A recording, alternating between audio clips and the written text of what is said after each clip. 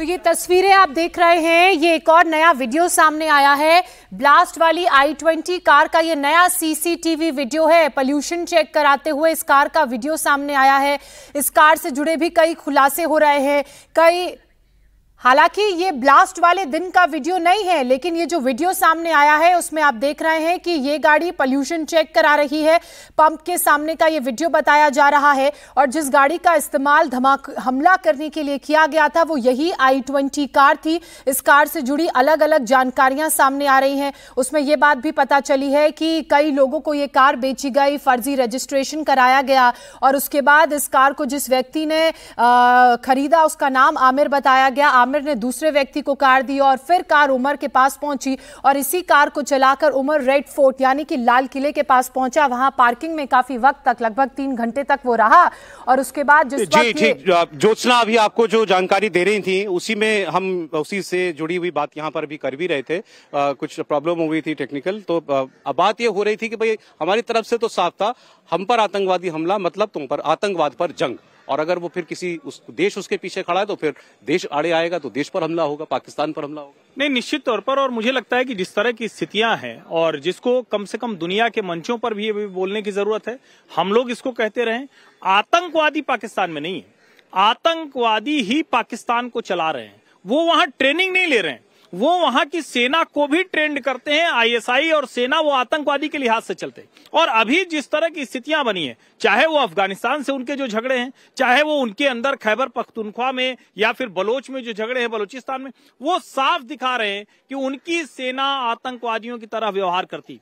हमारे यहाँ जो कुछ कर रहे हैं उनको लगता है, उनको भ्रम होगा, जो उनका एक के सिंड्रोम है, उस के सिंड्रोम से वो उबर नहीं पाते हैं। लेकिन इस बार इसको पूरी तरह से खत्म करना जरूरी है। और मैं फिर कह रहा हूं, पाकिस्तान ऑक्युपाइड जम्मू कश्मीर में इस बार भारतीय सेनाओं को बड़ा ऑपरेशन करना ही चाहिए। पीओजेके के भीतर एक बड़ा वर्ग है जो उनकी नीतियों से नाराज है, उनके खिलाफ सड़कों पर है, उनको भी बढ़ावा देना चाहिए, संकोच नहीं करना चाहिए। यही बात प्रोफेसर साहब अभी बोल रहे थे। हाँ, ये इंपॉर्टेंट जो अभी मैंने कहा कि देखिए, जब से ये बात हुई है कि मुनीर को वहां के लिए फील्ड मार्शल को एक ऐसी इम्यूनिटी दे दी जाए कि वो हमेशा के लिए बना रहे और सबसे बड़ा ताकतवर, और उसके खिलाफ सड़क पर कौन है? पाकिस्तान की जनता सड़क पर आ रही है। पॉलिटिकल पार्टियां पहले से उसके खिलाफ थी, खैबर पख्तूनख्वा में पहले से उसका चल रहा है। तो अंदर एक विद्रोह न हो, ध्यान रखिएगा, विद्रोह ऐसे हो चुके हैं। लाल बाग का, लाल मस्जिद का मार्च हम लोगों ने देखा है, बहुत बड़ा। और कल भी इस पर हम लोगों ने कहानी कुर्सी में मुझे कह रहे हैं कि ये इस वक्त अपनी परेशानियों में घिरी पाकिस्तान की सेना और उसके फील्ड मार्शल को सूट करता है कि ऐसा कुछ हो भारत पाकिस्तान की। जब वार की स्थिति हो जाती है तो क्या होता है, आदमी अंदर के डिसेंशंस को, डिसेंट को खत्म करके और खड़ा हो जाता है, आर्मी के साथ खड़ा हो जाता है। हो सकता है कि पाकिस्तान की फिर एक गलती की है उसने अपने सोचने में, उसने इम्यूनिटी अपने देश में ली है, हमसे नहीं ली है।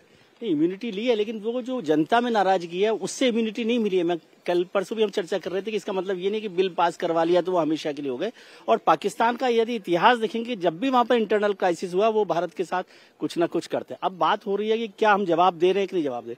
एक बात समझने की जरूरत है कि प्रॉक्सी वॉर का जवाब यदि वॉर से देना है तो वो तरीके से दिया जाता है। ये नहीं ना कि आज उन्होंने कल बम फोड़ दिए थे तो आज हम वो कर देंगे। ये पहलगाम के बाद भी ऐसा नहीं हुआ था, तैयारी से हुआ। तैयारी रखिए। और उसमें यह है कि उतने ही दिन उनकी नींद उड़ी रहेगी पाकिस्तान की, क्योंकि कल रात से नींद उड़ी हुई है उनकी तो। और ये मुझे लग रहा है कि इसका जवाब इस बार ठीक तरीके से दिया जाए। आपको मन में कोई संशय नहीं है कि ऑप सिंदूर पार्ट 2 होके रहेगा? और इसका फर्स्ट पार्ट यह है कि ये पाकिस्तान के रहनुमाई में, पाकिस्तान की लीडरशिप में, पाकिस्तान की गाइडेंस में हुआ है। आप एक बात और जो देश उम्मीद कर रहा है, हम सब उम्मीद कर रहे हैं, हमने बहुत सुना है, कनाडा से लेकर लंदन तक, कंधार से लेकर हर जगह देखा है हमने। हम भारत के लोग ये चाहते हैं कि मसूद अजहर जैसे लोग ऊपर जाते हुए दिखे। इसको आप भले किसी तरह का बयान माने, लेकिन ये देश के लोगों की इच्छा है। और कई बार ऐसा लगता है ना कि युद्ध वाला तो बहुत रणनीति बना के करना है, बहुत उसमें तैयारी करनी है, क्या 2 देशों के बीच युद्ध होना भी चाहिए, लेकिन उनकी धरती पर कुछ ये आतंकवादी मरे, ये देश चाहता है, दुनिया जरूरी हो ये तो बहस की जरूरत नहीं है मेरे हिसाब से। बिल्कुल, युद्ध जब जरूरी हो जाए तो फिर उसमें बहस की जरूरत नहीं होती है कि युद्ध होना चाहिए कि नहीं होना चाहिए। क्योंकि देश का आत्मसम्मान, देश का संकट, देश की सुरक्षा, ये सबसे महत्वपूर्ण है। आप महाभारत में भी चले जाइए, युद्ध कब होता है? युद्ध को जब युद्ध और प्रॉक्सी वार में वही फर्क है ना, प्रॉक्सी वार आप कभी भी कर सकते, युद्ध आप उस समय करते हैं कि उसके अलावा कोई ऑप्शन नहीं। सर फिर वही बात याद आती है आसिम मुनीर की कही हुई कि भारत एक शाइनिंग चमचमाती मर्सिडीज है और हम एक खटारा कबाड़ से भरा ट्रक हैं, टकराएंगे तो नुकसान किसका होगा? मतलब ये हमारे कॉस्ट क्या है उसकी, उस एक्शन की, हमारे जवाब की, वो भी तो देखनी होती है। हाँ, तो इसीलिए मैं कह रहा हूँ कि वो प्लान वे में होगा, प्लान तरीके से होगा। लेकिन ये आप ये ऐसा समझते हैं कि ये कोई चुनाव की सभा थी कि प्राइम मिनिस्टर ने बोल दिया कि act of terror is act of war, तो एक्ट ऑफ टेरर और एक्ट ऑफ वॉर, और ये जैसे हो रहा है अभी आपने बताया कि फरीदाबाद में फिर से मिल गया है। इसकी बार बार मैं बात कर रहा हूँ कि आप केवल एक घटना से यदि इसको आज हम सारा प्रोग्राम कर रहे हैं तो हम गलत तरीके से कर रहे हैं। ये एक बड़ा पूरा का पूरा प्लान है, बड़ा के पूरे एक्सरसाइज है पाकिस्तान की, या जो भी लोग टेररिस्ट इसमें कर रहे हैं उसको उस तरीके से समग्र रूप में देखिए। ये 8 लोगों के मरने लाल किले पर, और लाल किला एक मैसेज है, इसको भी समझिए। लाल तो सर 24 घंटे भी नहीं बीते, अभी तो बहुत सी बातें सामने आनी बाकी है। नरेंद्र मोदी जिस तरीके से राजनीति करते हो, नरेंद्र मोदी जिस तरीके से एक बहुत विजनरी लीडर है, वो किसी के उकसावे में आकर कोई कार्रवाई नहीं करते हैं। अगर पाकिस्तान चाहता हो कि भारत के अंदर एक बम विस्फोट कर दो, कोई जगह आतंकी घटना कर दो, प्रधानमंत्री उकस के दूसरे दिन हमला कर देंगे, मुझे लगता है नहीं। प्रधानमंत्री मोदी फिलहाल इस तरह की कोई लेंगे, लेकिन पूरी जानकारी लेंगे, उस समय आने पर इसका हिसाब जरूर चुकता करेंगे। प्रधानमंत्री जानते हैं कि भाई युद्ध होगा तो किस स्टेज पर जाएगा।